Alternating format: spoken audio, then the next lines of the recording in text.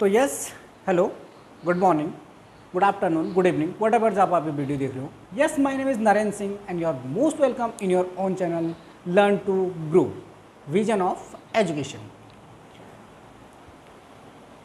तो स्टूडेंट्स, हम बात कर रहे थे क्लास 11th के फिजिक्स के सिलेबस की। हमने इसमें इंपॉर्टेंट एक टॉपिक किया था प्रोजेक्टाइल मोशन। आज हम एक और इम्पॉर्टेंट टॉपिक लेके आए हैं, वो है सर्कुलर मोशन। क्या है? Circular motion. What is circular motion? आज हम सर्कुलर मोशन को जानेंगे कि सर्कुलर मोशन क्या है। सर्कुलर मोशन,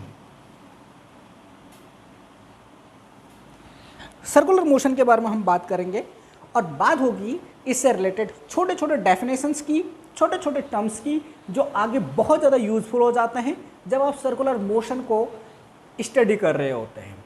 तो बिना किसी देरी के हम स्टार्ट करते हैं अपने टॉपिक को, और आपसे एक छोटी सी रिक्वेस्ट होगी कि इस वीडियो को लाइक कीजिए, हमारे चैनल को सब्सक्राइब कीजिए और साथ में वीडियो को शेयर कर दीजिए अपने साथियों के साथ जो अभी आपके क्लासमेट्स हैं या कोई और जिसको भी इस टॉपिक की नीड है, या जो आपको लगता है कि जो इस टॉपिक को पढ़ रहा है, चाहे वो क्लास 11 का हो, मे भी करके क्लास 9 वाले पढ़ सकते हैं, लेकिन उसमें बहुत ज़्यादा यूजफुल नहीं है क्लास 9 के लिए। मैं इसे सजेस्ट बहुत ज़्यादा मैं ये नहीं बोलूँगा करके क्लास 9 वालों को देखना चाहिए, लेकिन हाँ क्लास 11 को देखना चाहिए। और साथ में इसे देख सकते हैं जो जेई की तैयारी कर रहे हैं या फिर नीट की तैयारी कर रहे हैं, वो स्टूडेंट भी इसे देख सकते हैं। तो बिना किसी देरी के स्टार्ट करते हैं हमारे आज के टॉपिक को।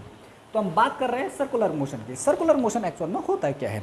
सर्कुलर मोशन है जब कोई पार्टिकल एक सर्कल के अलोंग मूव कर रहा है। ठीक है, जब क्या है, सपोज ये कोई पार्टिकल है जो इस सर्कल के अलोंग मूव कर रहा है। क्या कर रहा है? इस सर्कल के अलोंग मूव कर रहा है। ठीक है, इसका सेंटर है। सपोज कोई पार्टिकल है जो इस सर्कल में मूव कर रहा है, तो उसके मोशन को क्या बोलेंगे? Circular motion. उसके बाद करते हैं यूनिफॉर्म सर्कुलर मोशन की। जब कोई पार्टिकल एक सर्कल में यूनिफॉर्म स्पीड से यानी कांस्टेंट स्पीड से मूव कर रहा होगा।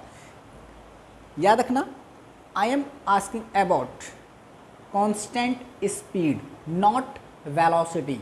मैं बात कर रहा हूं कांस्टेंट स्पीड की, वेलोसिटी की नहीं। ठीक है, तो जब कोई पार्टिकल एक सर्कुलर पाथ में कांस्टेंट स्पीड से मूव करता है तो उसके हम मोशन को हम बोलते हैं यूनिफॉर्म सर्कुलर मोशन। ठीक है, तो बात करते हैं सर्कुलर मोशन की। When any object moves along a circular path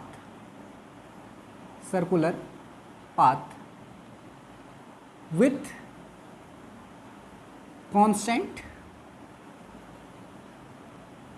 speed, its motion is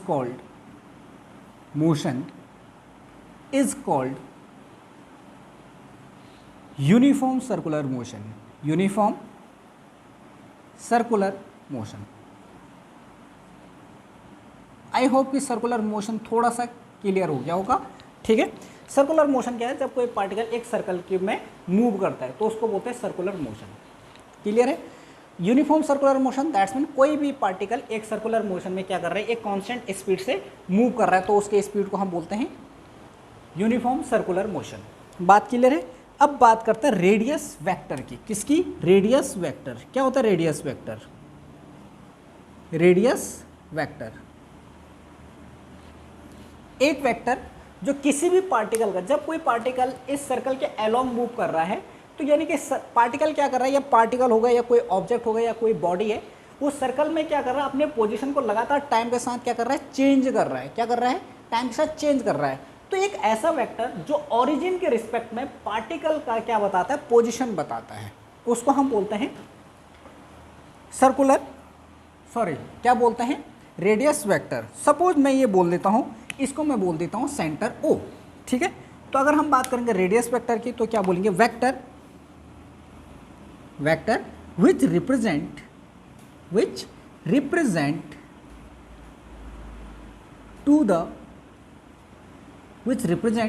to the position of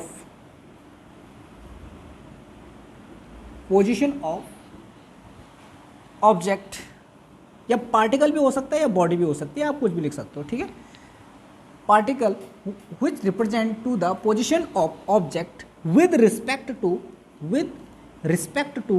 origin is called radius vector.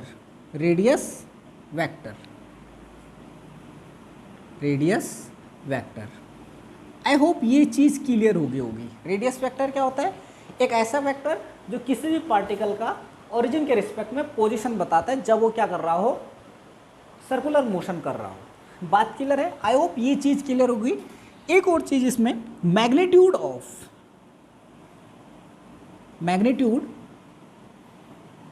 Of radius vector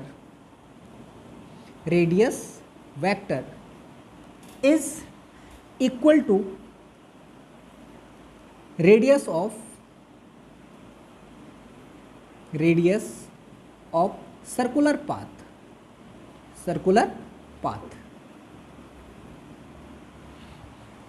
suppose ये है, तो इसका अगर हम बात करेंगे, इसका रेडियस ये है, ठीक है, तो ये हो जाएगा इसका क्या, रेडियस वेक्टर, ठीक है।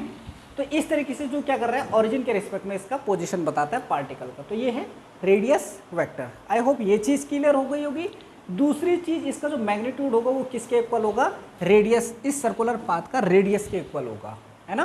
तो हो जाएगा रेडियस आर, ठीक है। ये चीज़ क्लियर हो गई होगी। इतनी चीज़ आई होप कि क्लियर हो गई होगी, ठीक है। अब हम बात करते हैं एंगुलर डिस्प्लेसमेंट की, इसकी एंगुलर डिस्प्लेसमेंट की, ठीक है। पहले इतना जल्दी से नोट कर लीजिए, फिर मैं एंगुलर डिस्प्लेसमेंट यहाँ पे लिख रहा हूँ, जल्दी से नोट कर लीजिए। तो आई होप कि आपने पॉज करके नोट कर लिया होगा या फिर स्क्रीनशॉट ले लिया होगा। मैं बात कर रहा हूँ एंगुलर डिस्प्लेसमेंट, किसकी, angular displacement.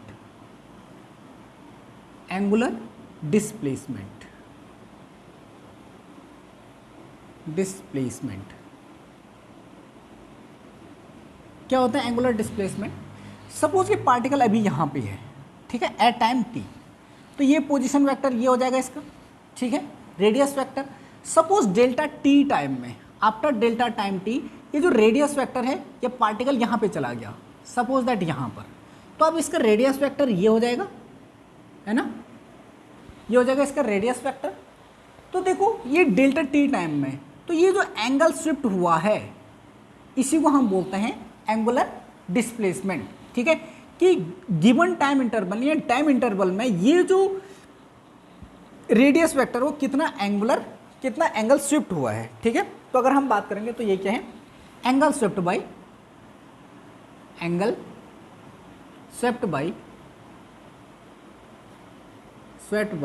Radius vector in given time, ठीक है, या फिर गिवन टाइम इंटरवल। बात क्लियर है? कितने टाइम में, गिवन टाइम में ये कितना एंगल शिफ्ट हुआ है, उसको हम बोलेंगे एंगुलर डिस्प्लेसमेंट। देखो अगर हम यूनिट के बारे में बोलेंगे, इट्स यूनिट इज क्या हो जाएगा, क्योंकि एंगल ये, और एंगल का ऐसा यूनिट होता है radian, its unit is radian, ठीक है। आई होप ये क्लियर हो गया होगा, रेडियन, ठीक है। अब हम बात करते हैं एंगुलर डिस्प्लेसमेंट होगा कितना एक्चुअली। तो सपोज कि जो ये जो यहाँ से यहाँ तक शिफ्ट हुआ है, ये जो लीनियर डिस्प्लेसमेंट हुआ है, सपोज दैट ये है डेल्टा एस, क्या है, डेल्टा एस। तो आपको पता है ये जो एंगल होता है, since angle is equal to arc upon radius, यही होता है, क्या आपने पढ़ा होगा। तो एंगल कितना है, delta theta is equal to, ये जो आर्क है ये कितना है, डेल्टा एस, रेडियस कितना है, आर, ठीक है। तो यहाँ से डेल्टा एस जो बन जाएगा वो हो जाएगा आर इंटू डेल्टा थीटा, ठीक है। तो डेल्टा एस को अगर आप एंगुलर डिस्प्लेसमेंट बोलते हो, सॉरी लीनियर डिस्प्लेसमेंट बोलते हो, और एंगुलर डिस्प्लेसमेंट होगा डेल्टा थीटा, तो आप बोलते हो कि linear displacement equal to radius into angular displacement. तो एक तो ये रिलेशन है जो इंपॉर्टेंट है, ठीक है, जो आगे काम आएगा। तो एक तो ये चीज़ है, ठीक है, इससे हमारे आगे काम आना है। तो आप ये भी बोल सकते हो s is equal to r theta, है ना, क्लियर है। अगर वेक्टर फॉर्म में लिखोगे in vector form, in vector form, तो वेक्टर फॉर्म में क्या हो जाएगा, ये हो जाएगा S is equal to theta cross R। R भी क्या है, वेक्टर है। आई होप ये चीज़ क्लियर हो गई होगी, दोनों की दोनों चीज़ें, ठीक है। ये है एंगुलर डिस्प्लेसमेंट। आई होप ये चीज़ समझ, सॉरी हाँ, linear displacement equal to angular displacement into radius, ठीक है। अब हम बात करते हैं एंगुलर वेलोसिटी की, ठीक है। जल्दी से ये नोट कर लीजिए, हम बढ़ रहे हैं आगे, ठीक है।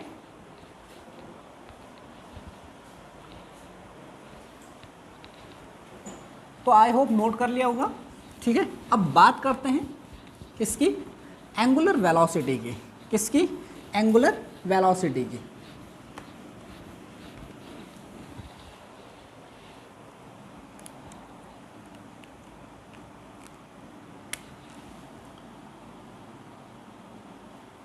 Angular velocity, what is angular velocity. Angular velocity के बारे में हम बात कर रहे हैं, ठीक है। तो एंगुलर वेलोसिटी एक्चुअल में होता है क्या है, rate of change of angular displacement, ठीक है। क्या है, rate of change of, rate of change of angular displacement,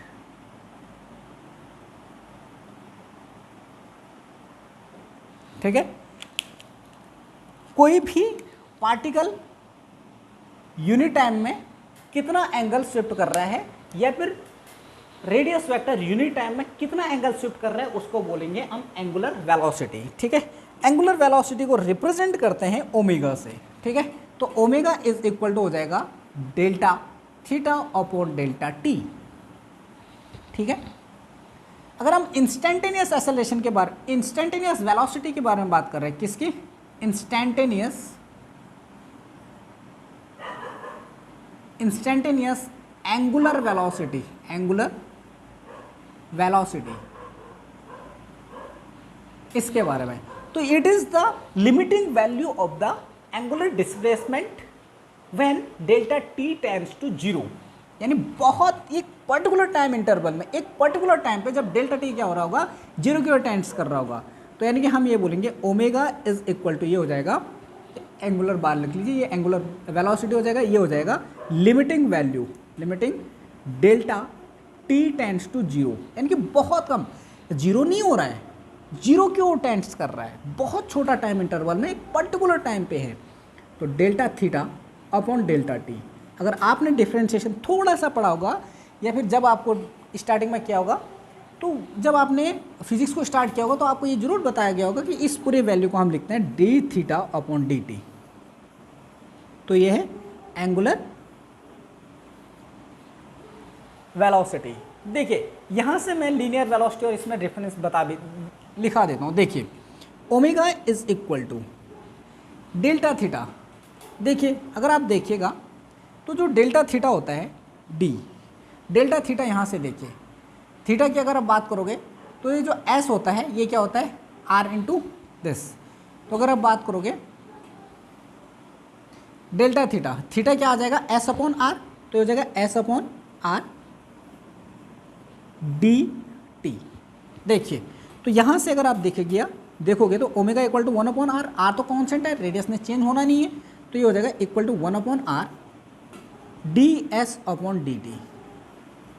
और D S upon D T होता है V, linear velocity, 1 upon R into V, ठीक है, ये ओमेगा। तो वी इज इक्वल टू हो जाएगा आर ओमेगा। ये है लीनियर वेलोसिटी और एंगुलर वेलोसिटी में रिलेशन, ठीक है। एक रिलेशन ये वाला हो गया, एक रिलेशन ये वाला हो गया, दोनों के दोनों इंपॉर्टेंट है, तो ये दोनों के दोनों नोट कर लीजिए जल्दी से जल्दी, ठीक है। देखो आप हो सकता है कि आपकी बुक में या फिर आपको क्लास में दूसरे तरीके से ये ड्राइव कराना बताया गया हो, लेकिन सिंपल सी चीज़ें यहीं से आ जाता है, ठीक है। आई होप ये चीज़ समझ में आ गई होगी, ठीक है। इसी चीज़ को हम दूसरे तरीके से भी कर सकते थे, जब ये रिलेशन है यहाँ पर, इसी चीज़ से अगर आप इसको, इस चीज़ को अगर डिफ्रेंशिएट कर दोगे टाइम के रिस्पेक्ट में, तो तब ये रिलेशन आना है, ठीक है। तो आई होप ये चीज़ समझ में आ गई होगी, ठीक है। देखिए कैसे मैं बता देता हूँ। अब यहीं पे करके बता देता हूँ कि ये कैसे होगा। देखो ये जो रिलेशन है इसको टी के रिस्पेक्ट में अगर आप डिफ्रेंशिएट करोगे तो ये आ जाएगा d S upon D t is equal to d upon D t of r theta. यहाँ पे फिर से थीटा चेंज होगा नहीं, ये थीटा ये हो जाएगा d theta upon D t. ये हो जाएगा velocity v is equal to r, और ये angular rate of change of angular displacement क्या होता है ओमेगा, यानी कि एंगुलर वेलोसिटी। आ गया ये रिलेशन, कोई इश्यू नहीं है। या फिर ये करो या फिर एक मेथड के साथ चाहिए, कोई दिक्कत नहीं है। बट हाँ ये रिलेशन इंपॉर्टेंट है, ये दोनों के दोनों पता होने चाहिए। ठीक है, एंगुलर डिस्प्लेसमेंट और लीनियर डिस्प्लेसमेंट में रिलेशन, और साथ में एंगुलर वेलोसिटी और लीनियर वेलोसिटी में रिलेशन। आई होप ये दोनों की दोनों चीज़ें क्लियर हो गई होंगी। जल्दी से नोट कर लीजिए, फिर हम जाते हैं अगले टॉपिक की ओर। ठीक है, तो आई होप ये क्लियर हो गया होगा। मैं नेक्स्ट टॉपिक की ओर जाता हूँ। ठीक है,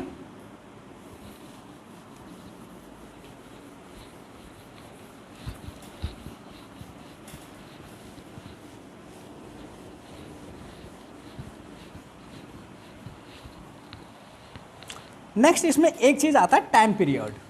क्या आता है? Time period.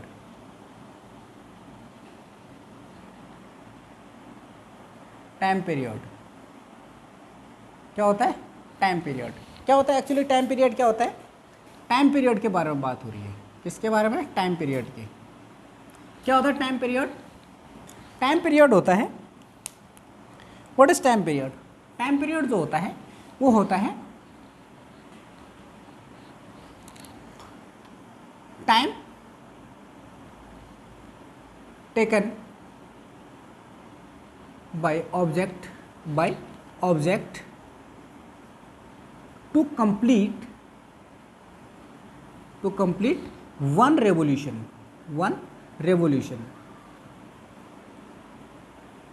एक रेवोल्यूशन को कंप्लीट करने में पार्टिकल कितना टाइम लेता है उसको बोलता है टाइम पीरियड। यानी कि एक सेकंड यहाँ से यहाँ गया वापस यहाँ, टाइम पीरियड, वो क्या हो जाएगा? टाइम पीरियड हो जाता है। आई होप ये चीज़ समझ में आ गई। जैसे आपको पता है कि प्योरली जैसे अर्थ का जो टाइम पीरियड हो जाएगा जो सन के अराउंड रिवॉल्व होने में, वो कितना है? अप्रॉक्सीमेटली हम कितना लेते हैं? 365 डेज लेते हैं, लेकिन वो एक्चुअली 365 डेज नहीं होता है। ठीक है, आई होप कि आपको पता होगा जो होता है वो होता है 365 डेज 6 आवर 9 मिनट्स। ठीक है, तो जो 6 आवर है इसीलिए 4 ईयर में क्या हो जाता है? एक लीप ईयर होता है, वो 366 डेज का होता है जो लीप ईयर। ठीक है, क्योंकि वो 6 आवर करके एक दिन बन जाता है पूरा का पूरा 4 ईयर में। ठीक है, तो आपको पता है कि करके वो 1 ईयर में कंप्लीट करता है अर्थ सन के अराउंड रिवॉल्व होने में। ठीक है, एक चक्कर को पूरे करने में कितना टाइम लेता है? 365 डेज लेता है अप्रॉक्सीमेट। ठीक है, और एक्चुअल में होता है कितना है? 365 डेज 6 आवर 9 मिनट। ठीक है, तो ये है रिवॉल्व होने में जो टाइम लेता है कौन? हमारा अर्थ। ठीक है, तो अर्थ का टाइम पीरियड कितना हो जाएगा? हो जाएगा 365 डेज 6 आवर 9 मिनट। ठीक है, ऐसे जैसे अगर आप बात करोगे जो वॉच है उसमें जो मिनट की जो सेकंड वाली निडल होती है उसका टाइम पीरियड कितना होता है? 60 सेकंड। मिनट वाले सेकंड की 60 मिनट, और जो आर वाली निडल होती है उसकी कितनी होती है? 12 आर। ठीक है, ये चीज़ समझ में आ गई होगी। अब हम बात कर रहे हैं फ्रीक्वेंसी की। What is frequency? What is frequency? Frequency क्या होता है? फ्रीक्वेंसी के बारे में अगर मैं बात करूं तो फ्रीक्वेंसी जो होती है वो ये होती है करके कोई भी पार्टिकल 1 सेकेंड में कितने रेवोल्यूशन कंप्लीट कर रहा है। Number of revolution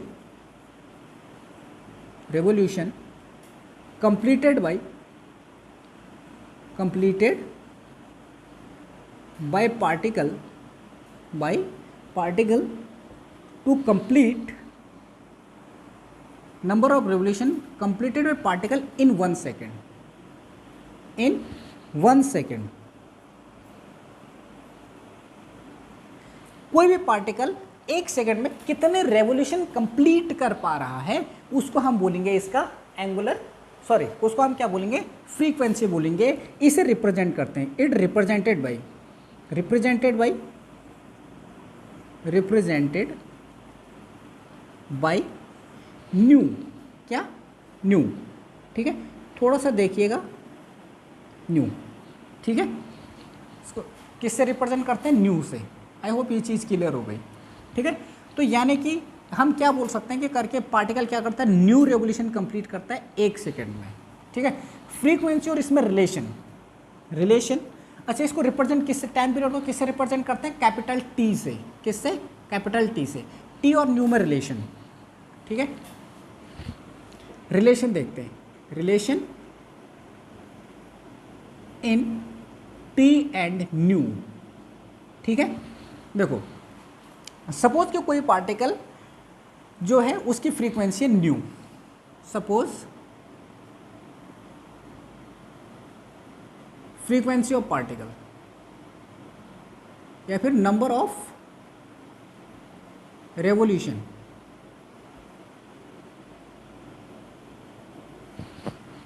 in 1 second, in 1 second completed by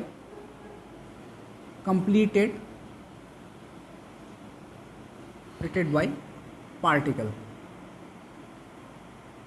कितना है, इज न्यू, ठीक है। यानी 1 सेकेंड में कितने रेवोल्यूशन कंप्लीट हो रहे हैं, न्यू क्या हो रहे हैं, न्यू रेवोल्यूशन कंप्लीट हो रहे हैं, ठीक है। आई बात समझ में। तो देखिए इसका मतलब 1 रेवोल्यूशन को कंप्लीट करने में कितना टाइम लेगा, ठीक है। Therefore time taken by particle to complete 1 revolution. देखिए 1 सेकेंड में इतने रेवोल्यूशन कंप्लीट हो रहे हैं, कितने, न्यू, क्योंकि फ्रीक्वेंसी यही है, ठीक है। अब बात करें कि एक रेवोल्यूशन को कंप्लीट करने में कितना टाइम लगेगा, तो वो लगेगा t इज इक्वल टू 1/न्यू, इतना सेकेंड। आई बात समझ में। तो ये है रिलेशन, बात क्लियर है।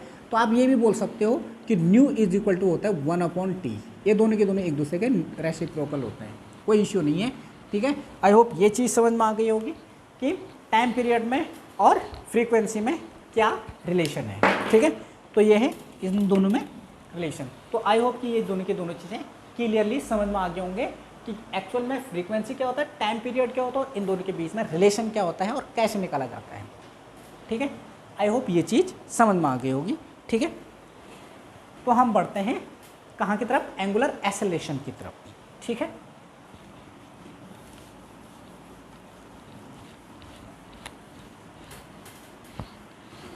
आई होप ये नोट कर ही लिया होगा आपने, ठीक है। नेक्स्ट है angular acceleration.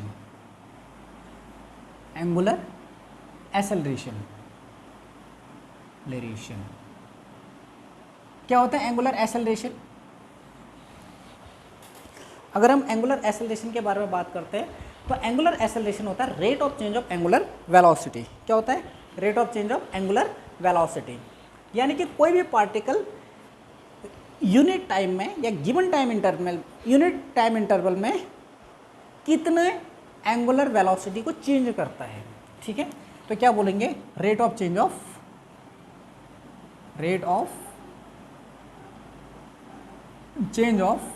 Angular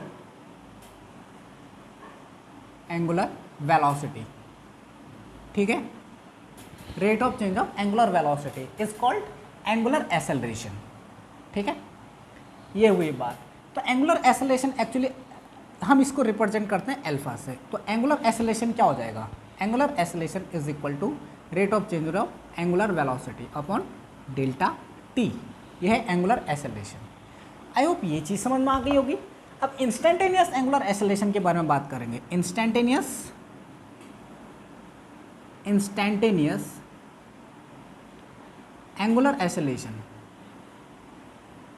angular acceleration वो क्या होता है? वो होता है limiting value of average angular acceleration a alpha is equal to, ये हो जाएगा limit delta t tends to zero, कहाँ जीरो की ओर टेंस कर रहा है, d omega delta omega upon delta t, ठीक है। तो ये हो जाएगा d omega upon D t, ठीक है। ये है इंस्टेंटेनियस एक्सेलरेशन। आई होप ये चीज़ समझ में आ गई होगी, ठीक है। देखो एक तो ये चीज़ रही। अगर हम बात करते हैं एंगुलर एक्सेलरेशन और लीनियर एक्सेलरेशन में रिलेशन, यहीं से भी ड्राइव किया जा सकता है, कोई इश्यू नहीं है, लेकिन एक और तरीके से किया जा सकता है, उसके बारे में मैं बात करता हूँ, ठीक है। दोनों के दोनों में रिलेशन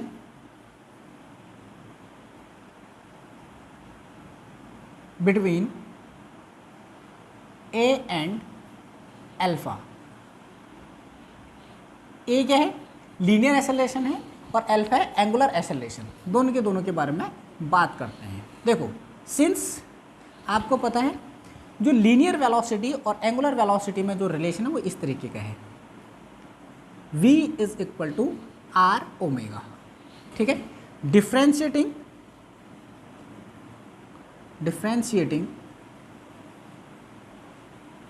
बोथ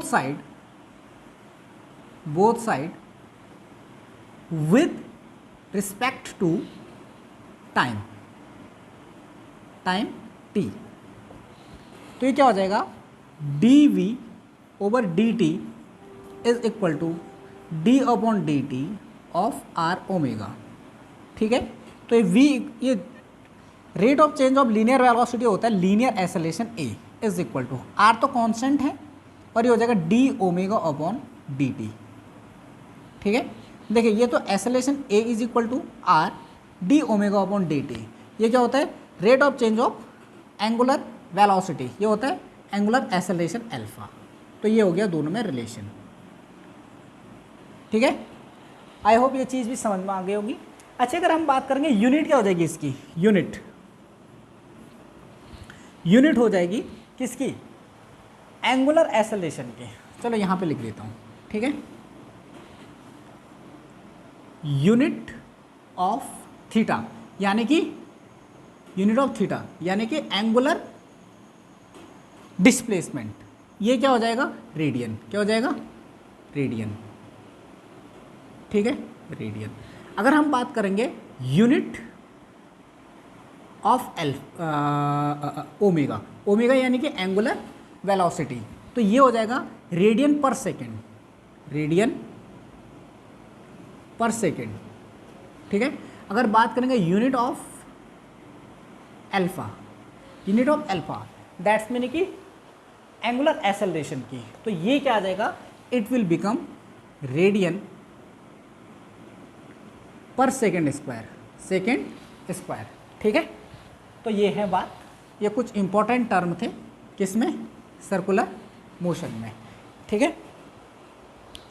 इसमें जो एक चीज़ और है जो बतानी जरूरी है वो है सेंट्रीपिटल एक्सेलरेशन के बारे में, ठीक है। तो सेंट्रीपिटल एक्सेलरेशन के बारे में हम बात करेंगे नेक्स्ट लेक्चर में, मे बी कि वो 10 मिनट के अप्रोच का होगा। अगर इसमें इंक्लूड कर दिया जाए तो वीडियो थोड़ा सा लेंथी हो जाएगा, और तो उसको अपलोड करने में थोड़ा टाइम लगता है या फिर थोड़ी सी कठिनाई आ जाती है, जिसके कारण वीडियो क्वालिटी भी उतना अच्छा नहीं रह पाता है, ठीक है। पहले इतना नोट कर लीजिए, बाद में बात करते हैं। तो आई होप कि नोट कर लिया होगा। तो ये था आज का लेक्चर, ठीक है।